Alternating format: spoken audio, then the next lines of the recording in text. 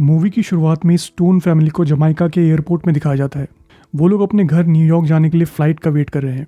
तभी एकदम से ये अनाउंस किया जाता है कि फ़्लाइट ओवरबुक हो गई है, जिस कारण कुछ लोगों को फ़्लाइट 828 में जाना पड़ेगा। एक पुलिस डिटेक्टिव मिकेला, उसका भाई बेन और बेन का बेटा कैल फ़्लाइट 828 में जाने का डिसाइड करते हैं। वही उनकी बाकी फैमिली दूसरे फ़्लाइट से जल्दी घर जाने का डिसाइड करती है। अगले सीन में इन तीनों को फ़्लाइट 828 में दिखाया जाता है, जो कुछ देर में ही लैंड भी करने वाली है। लेकिन तभी अचानक से उनका प्लेन एक तूफान के बीच फंस जाता है, जिस वजह से उसमें बहुत ज़्यादा टर्बुलेंस होने लगता है। तभी प्लेन की लाइट बंद हो जाती है और इमरजेंसी लाइट जल जाती है, जिसे देख पैसेंजर्स बहुत ज़्यादा डर जाते हैं। लेकिन कुछ देर बाद ही सब कुछ नॉर्मल हो जाता है और प्लेन JFK एयरपोर्ट की ओर बढ़ने लगता है। लेकिन तभी पायलट को किसी और एयरपोर्ट में लैंड करने के लिए कह दिया जाता है। पायलट नीचे कंट्रोल रूम में ये मैसेज भेज देता है कि फ़्लाइट 828 कुछ देर में ही लैंड करेगा। लेकिन फ़्लाइट 828 का नाम सुनते ही एयर ट्रैफिक कंट्रोलर बहुत घबरा जाता है। कुछ देर बाद पायलट्स को यह बताया जाता है कि नीचे मिलिट्री और एम्बुलेंस उनका वेट कर रही है। ये सब सुन के पायलट्स पूरी तरह कंफ्यूज हैं। कुछ देर बाद ही वो लैंड कर जाते हैं। NSA के डायरेक्टर वेंस उस प्लेन के सभी पैसेंजर्स को बताता है कि उनकी फ़्लाइट जमाइका से 7 अप्रैल 2013 में निकली थी, और आज की डेट 4 नवंबर 2018 है। सभी को ये लगा था कि फ़्लाइट 828 का एक्सीडेंट हो गया होगा और सभी पैसेंजर्स की जान चली गई होगी। इसके बाद 2013 का सीन दिखाया जाता है, जब स्टोन फैमिली एयरपोर्ट में प्लेन का वेट कर रही थी। मिकेला न्यूयॉर्क पुलिस डिपार्टमेंट में एक डिटेक्टिव है। वो वहाँ बैठे बैठे एक केस के बारे में सोच रही है। उसका भाई बेन और उसकी वाइफ ग्रेस एक हैप्पीली मैरिड कपल है, जिनकी शादी को अब 15 साल हो चुके हैं। उनके 2 बच्चे भी हैं, कैल और ऑलिव। कैल को जन्म से ही ल्यूकेमिया है और डॉक्टर्स ने कह दिया है कि वो अब सिर्फ 6 महीने ही जिंदा रहेगा। बेन और ग्रेस हमेशा अपने बेटे की कंडीशन के बारे में सोचते हुए परेशान रहते हैं। वो लोग कैसे भी करके कैल की जान बचाना चाहते हैं। मिकेला की माँ चाहती है कि वो लाइफ में आगे बढ़े और किसी से शादी कर ले। मिकेला को रिसेंटली उसके बॉयफ्रेंड जेरेड ने प्रपोज किया है, लेकिन मिकेला ने अभी उसे हाँ नहीं की है, क्योंकि उसे नहीं पता कि वो शादी करना भी चाहती है कि नहीं। वही प्रेजेंट में पैसेंजर्स को लगता है कि उनके साथ किसी तरह का प्रैंक किया जा रहा है, लेकिन उन्हें कुछ देर बाद ही ये रियलाइज़ हो जाता है कि वैन सच कह रहा है। इन्वेस्टिगेशन करने के बाद ये पता चलता है कि उस फ्लाइट के पैसेंजर्स जिस कंडीशन में उस फ्लाइट में गए थे, अभी भी वैसी कंडीशन में है। वैंस वे सभी पैसेंजर्स से ये पता करने की कोशिश करता है कि उनके साथ फ्लाइट में क्या हुआ था, लेकिन किसी भी पैसेंजर्स को कोई खबर नहीं है। उन सभी को उस रात एयरपोर्ट के बाहर कैंप लगा के रखा जाता है और सभी को अलग अलग बुला के पूछताछ की जाने लगती है। सभी पैसेंजर्स के आंसर सेम है। उनमें से किसी को नहीं पता कि उनके फ्लाइट के साथ क्या हुआ था। अब ये न्यूज़ पूरी दुनिया में आग की तरफ फैलने लगती है। उन पैसेंजर्स के फैमिली मेम्बर्स ये न्यूज़ सुनते ही अपने रिश्तेदारों से मिलने के लिए दौड़ के एयरपोर्ट पहुंचने लगते हैं। अपने फैमिली मेम्बर्स से वापस मिलके किसी को भी अपनी आंखों पे भरोसा नहीं हो रहा। बेन ये देख के शॉक में है कि उसकी बेटी ऑलिव अब बहुत बड़ी हो गई है। कैल को भी समझ नहीं आ रहा कि उसकी ट्विन सिस्टर की हाइट अब उससे डबल कैसे हो गई। लेकिन ग्रेस अपनी फैमिली से 5 साल बाद वापस मिलके बहुत ज़्यादा खुश है। लेकिन बेन और मिकेला को पता चलता है कि 2 साल पहले ही उनकी माँ की मौत हो गई है। उन्हें ये सुनते ही बहुत बड़ा झटका लगता है, इसलिए वो लोग कहीं और जाने से पहले घर जाके रेस्ट करने का डिसाइड करते हैं। इसी बीच साइंटिस्ट उस प्लेन में कुछ अनयूजुअल ढूंढने की कोशिश करने लगते हैं, लेकिन उन्हें ऐसा कुछ भी नहीं मिलता। घर पहुंच के मिकेला ये सोच रही है कि उसका बॉयफ्रेंड जेरेड उससे मिलने एयरपोर्ट क्यों नहीं आया। कुछ देर बाद ही वो पुलिस स्टेशन में उससे मिलने जाती है, जहाँ एक दूसरा डिटेक्टिव उसका वेलकम करता है और उसे बताता है कि जेरेड एक किडनैपिंग केस में आजकल बहुत ही बिजी है। बाहर जेरेड से मिलते ही मिकेला को ये पता चलता है कि जेरेड बस बिजी ही नहीं है, बल्कि उसकी बेस्ट फ्रेंड लॉर्ड्स के साथ मैरिड भी है।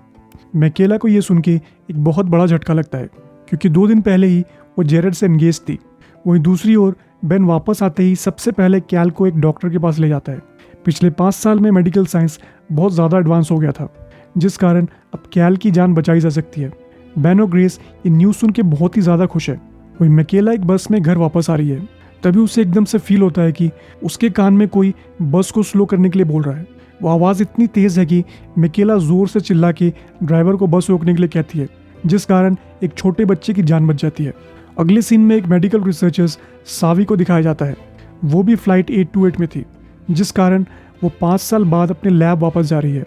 वहाँ उसे पता चलता है कि 5 साल पहले उसने जो रिसर्च सबमिट की थी, उस कारण आज कैंसर को भी ठीक किया जा सकता है। इसी वजह से उसके कोवर्कर्स उसके लिए एक सरप्राइज पार्टी रखते हैं।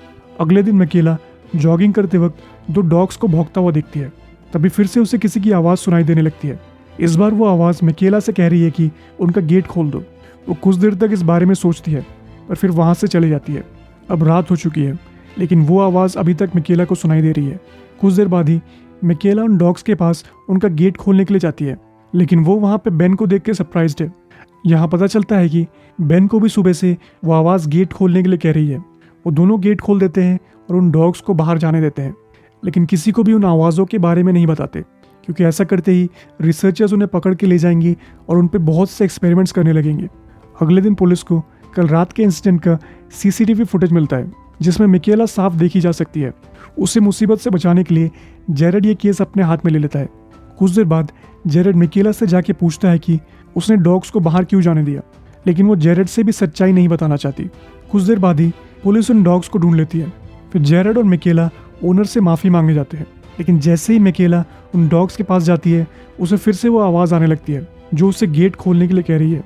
जेरेड ओनर से बात कर रहा है और पूरी सिचुएशन समझने की कोशिश कर रहा है लेकिन मिकेला को अब वो आवाज़ इतनी ज़ोर से सुनाई दे रही है कि वो किसी भी चीज़ में फोकस नहीं कर पा रही। तभी वो अचानक से एक दरवाज़ा खोल देती है। उसके अंदर जो है उसे देख वो पूरी तरह शॉक में है। उस रूम में 2 छोटी बच्ची है जिन्हें कुछ दिन पहले ही अपने घर से किडनैप कर लिया गया था। मिकेला को वो आवाज़ उन बच्चियों का गेट खोलने के लिए कह रही थी ना कि उन डॉग्स का। जेरेड भी ये सुन के शॉक में है लेकिन उसके पास अभी खुश होने का टाइम नहीं है क्योंकि उसे किडनैपर को अरेस्ट करना है। मिकेला के सीनियर्स को लगता है कि वो अभी अपनी जॉब ज्वाइन करने के लिए पूरी तरह रेडी है क्योंकि उसने इस किडनैपिंग के केस को एक झटके में ही सॉल्व कर दिया था। वही बेन घर में अपनी फैमिली के साथ टाइम स्पेंड कर रहा है। तभी ग्रेस के पास उसके बॉयफ्रेंड का मैसेज आता है। वो ग्रेस से मिलना चाहता है। यहाँ ये पता चलता है कि कुछ सालों से ग्रेस इस आदमी के साथ एक रिलेशनशिप में थी लेकिन वो अभी तक बेन को ये सच्चाई बताने की हिम्मत नहीं जुटा पाई है। उसी वक्त फ्लाइट 828 के कुछ पैसेंजर्स का सर दुखने लगता है और उन्हें एक आवाज़ दौड़ के एयरपोर्ट की ओर जाने के लिए कहने लगती है। जब वो एयरपोर्ट पहुंचते हैं वो बाकी पैसेंजर्स को देख के शॉक में है। तब जाके उन्हें रियलाइज़ होता है कि फ्लाइट 828 के ज़्यादातर पैसेंजर्स को वो आवाज़ सुनाई दी थी। तभी एकदम से उस प्लेन में एक बड़ा धमाका होता है। एनएसए को पता चलता है कि इस धमाके के वक्त 20 पैसेंजर्स एयरपोर्ट में ही थे, इसलिए उन सभी को पूछताछ के लिए बुला लिया जाता है। फिर से वो सभी सेम आंसर्स देते हैं। वो कहते हैं कि उन्हें किसी की आवाज़ सुनाई दे रही थी जो उन्हें तुरंत एयरपोर्ट आने के लिए कह रही थी। उन सभी से कुछ घंटों तक पूछताछ की जाती है, फिर उन्हें छोड़ दिया जाता है। लेकिन ऑफिशियल्स ये डिसाइड करते हैं कि उन पर नज़र रखी जाए, ये देखने के लिए कि क्या वो लोग कुछ छुपा तो नहीं रहे। अगली सुबह ब्रेकफास्ट करते वक्त बेन को एक म्यूजिक सुनाई देने लगता है लेकिन उसके आसपास किसी को भी कुछ सुनाई नहीं दे रहा। कुछ देर बाद ही वो और ग्रेस कैल को ब्लड टेस्ट कराने लेके जाते हैं जहां वो शानवी से मिलते हैं। वो लोग ये सुन के शॉक में है कि शानवी भी फ्लाइट 828 में थी क्योंकि कैल का ट्रीटमेंट शानवी की रिसर्च के कारण ही पॉसिबल हो पाया था। वहीं दूसरी ओर मिकेला पुलिस स्टेशन जाके लॉर्ड से मिलती है। वो लोग बेस्ट फ्रेंड्स हुआ करते थे और इस बार मिकेला उससे देख के बहुत गुस्सा हो जाती है और उससे बात तक नहीं करना चाहती। काम शुरू करने से पहले मिकेला से कहा जाता है कि पहले उसे एक साइकियाट्रिस्ट से मिलके कुछ टेस्ट पास करने होंगे, उसके बाद ही उसे नया केस दिया जाएगा। बेन रोड क्रॉस कर रहा है तभी उसे सेम म्यूजिक फिर से सुनाई देता है जो उसे सुबह सुनाई दे रहा था। इस बार वो उस म्यूजिक का पीछे जाने का डिसाइड करता है। कुछ देर बाद ही वो एक स्ट्रीट परफॉर्मर रैड तक पहुंच जाता है जो वो म्यूजिक बजा रहा था। अजीब बात यह है कि रैड भी बेन के साथ फ्लाइट 828 में था। यहाँ पता चलता है कि फ्लाइट पकड़ने से पहले रैड ने अपने 13 साल के बेटे को अपने नेबर के घर कुछ दिनों के लिए छोड़ा हुआ था, लेकिन वापस आके उसे पता चला कि उसके बेटे एडियो को पुलिस ने जेल में डाल दिया है और वो लोग रैड को उससे मिलने भी नहीं दे रहे। बेन को समझ आ जाता है कि उसे रैड का म्यूजिक इसलिए सुनाई दे रहा था क्योंकि वो उसकी हेल्प कर सकता है। वो मिकेला की हेल्प लेके रैड को उसके बेटे से मिलने का अरेंजमेंट करा देता है। आडियो को उस स्टोर से ज्वेलरी चुराने के जुर्म में अरेस्ट किया गया था जहां वो काम करता था, लेकिन आडियो बार बार यही कह रहा है कि उसने चोरी नहीं की है। उसकी बात सुन के बेन को लगता है कि वो सच कह रहा है। घर पहुंच के बेन मिकेला से कहता है कि उन्हें जो आवाज़ सुनाई दे रही है उस बारे में ग्रेस को भी ना बताए क्योंकि वो नहीं चाहता कि ग्रेस ये सोचे कि वो अब 5 साल पहले वाला बेन नहीं रहा। बेन ऐसा इसलिए भी कहता है क्योंकि घर वापस आने के बाद से ही ग्रेस उसके आसपास अनकंफर्टेबल दिखाई दे रही है। अगले दिन ग्रेस के पास उसके बॉयफ्रेंड का कॉल आता है जो बेन को सच्चाई बताने के लिए ग्रेस पे जोर डालने लगता है। ग्रेस उसे समझाने की कोशिश करती है कि उसे अभी और टाइम चाहिए। तभी मिकेला उनकी बातें सुन लेती है। वो ग्रेस से प्रॉमिस करती है कि इस बारे में बेन को नहीं बताएगी, पर वो आगे ये भी कहती है कि तुम्हें जल्दी डिसाइड करना होगा कि तुम्हें बेन के साथ रहना है कि नहीं। कुछ देर बाद मिकेला आडियो के केस के फाइल को स्टडी करने लगती है। तभी उसे पता चलता है कि सारे सबूत आडियो के खिलाफ है, क्योंकि चोरी में शॉप का ताला नहीं तोड़ा गया था। इसके अलावा आडियो ने इस जॉब के लिए अप्लाई करने के लिए एक नकली आईडी का यूज़ किया था।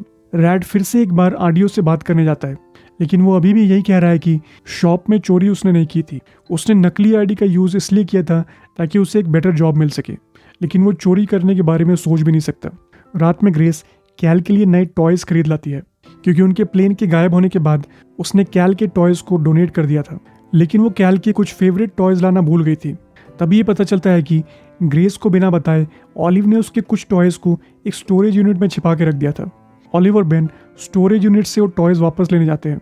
वहाँ पहुँच के बेन को ये पता चलता है कि वो स्टोरेज यूनिट ग्रेस के बॉयफ्रेंड का है। ऑलिव बेन से पहले इस बारे में ना बताने के लिए सॉरी कहती है और उसे दिलासा देने के लिए उसे हग करने लगती है। इससे पहले कि वो दोनों टॉयज़ लेके वहाँ से निकलते, बेन को पहले वाला म्यूज़िक फिर से सुनाई देने लगता है। वो उसका पीछा करके एक आदमी तक पहुँच जाता है। वो आदमी और कोई नहीं, उस ज्वेलरी स्टोर ओनर का बेटा है जहाँ आडियो काम करता था। वही था जिसने अपने फादर के स्टोर से ज्वेलरी चुराई थी और उसका ब्लेम आडियो पे डाल दिया था। ये देखते हुए बेन तुरंत पुलिस को कॉल करके उसे अरेस्ट करवा देता है, जिस वजह से आडियो को जेल से छोड़ दिया जाता है। वही घर में मिकेला अपने फेसबुक पेज को चेक कर रही है। तभी उसे पिछले 5 साल के लॉर्ड्स के मैसेज दिखाई देने लगते हैं। वो मैसेजेस देख के उसे लॉर्ड्स के साथ बिताए पल याद आने लगते हैं, जिस कारण वो लॉर्ड्स के घर जाके उससे बात करती है और कहती है कि उसने जेरल से शादी करने के लिए लॉर्ड्स को माफ़ कर दिया है। वहीं घर पे बेन ग्रेस से उसके बॉयफ्रेंड के बारे में पूछ ही लेता है, लेकिन वो बिल्कुल भी गुस्सा नहीं है, क्योंकि वो ग्रेस की कंडीशन समझ सकता है। इसके बाद एपिसोड में कैली नाम की कैरेक्टर को इंट्रोड्यूस किया जाता है। वो भी फ्लाइट 828 की पैसेंजर थी और वापस आने के बाद से सबसे ज़्यादा इंटरव्यूज़ उसी ने दिए हैं। इस बार वो एक इंटरव्यू में जाके ये कहने लगती है कि उनके प्लेन के गायब होने के पीछे जो रीज़न है उसे गवर्नमेंट सबसे छिपा के रखना चाहती है। रात में जब कैली घर पे अपना इंटरव्यू देख रही थी, तभी कोई उसे गोली मार के वहाँ से चले जाता है। कुछ देर में ही पुलिस भी वहाँ आ जाती है। बेन को न्यूज़ में कैली के मर्डर के बारे में पता चलता है, इसलिए वो अपनी फैमिली को अलर्ट कर देता है, क्योंकि ये फ्लाइट 828 के बाकी पैसेंजर्स के साथ भी हो सकता है। तभी उसके पास सानवी का कॉल आता है, जो उससे बताती है कि उसे कैल के ब्लड से एक नया प्रोटीन मिला है। ये प्रोटीन पहले उसके ब्लड में प्रेजेंट नहीं था, लेकिन वो इस बारे में और रिसर्च करना चाहती है, इसलिए उसने अभी तक अपने सीनियर्स को इस बारे में कुछ नहीं बताया है। कुछ देर बाद बेन और मिकेला कैली के घर उसके मर्डर को इन्वेस्टिगेट करने जाते हैं, लेकिन वहाँ वैंस उन्हें अंदर जाने से रोक देता है, क्योंकि ये केस फ्लाइट 828 से रिलेटेड है, जिस कारण वही इसे हैंडल करना चाहता है। घर के बाहर वो लोग कैली के हस्बैंड टेलर से मिलते हैं, जो उन्हें बताता है कि कल कैली के पास किसी अनजान इंसान का कॉल आया था। ये बता के टेलर वहाँ से चले जाता है। मिकेला को सुबह फिर से किसी की आवाज़ सुनाई दे रही है, जो बार बार कह रही है कि ओन योर ट्रूथ। उसे याद है कि कैली भी अपने इंटरव्यूज़ में सेम बात बोल रही थी। तभी मिकेला को ये रियलाइज़ होता है कि कैली के किलर को उसी को ढूंढना होगा। अगले दिन वो और बेन टेलर से मिलने जाते हैं, जो कैली के फ्यूनरल के लिए प्रिपरेशन कर रहा है। उसे लगता है कि कैली बार बार टीवी पर जाके फ्लाइट 828 के बारे में इंटरव्यू दे रही थी, इसलिए उसे मरवा दिया गया। कुछ देर बाद ही गेस्ट वहाँ आने लगते हैं, इसलिए बेन और मिकेला वहाँ से निकल आते हैं। तभी मिकेला को अपनी फ्रेंड ईव की मौत एकदम से याद आ जाती है।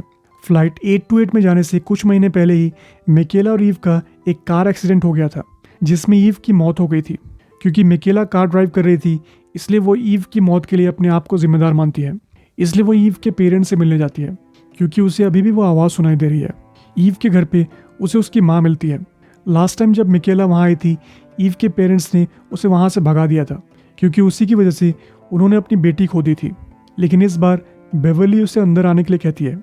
मिकेला को जल्दी समझ आ जाता है कि उसे डिमेंशिया है और उसे अभी भी लगता है कि उसकी बेटी जिंदा है, लेकिन ईव के फादर अभी भी मिकेला को उनके घर में देख के खुश नहीं है।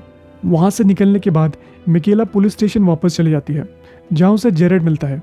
उसने कैली के केस के लिए कुछ इन्फॉर्मेशन जमा की है और उसे ये पता चला है कि कैली और टेलर सिटी के एक बहुत बड़े मॉल के ओनर है।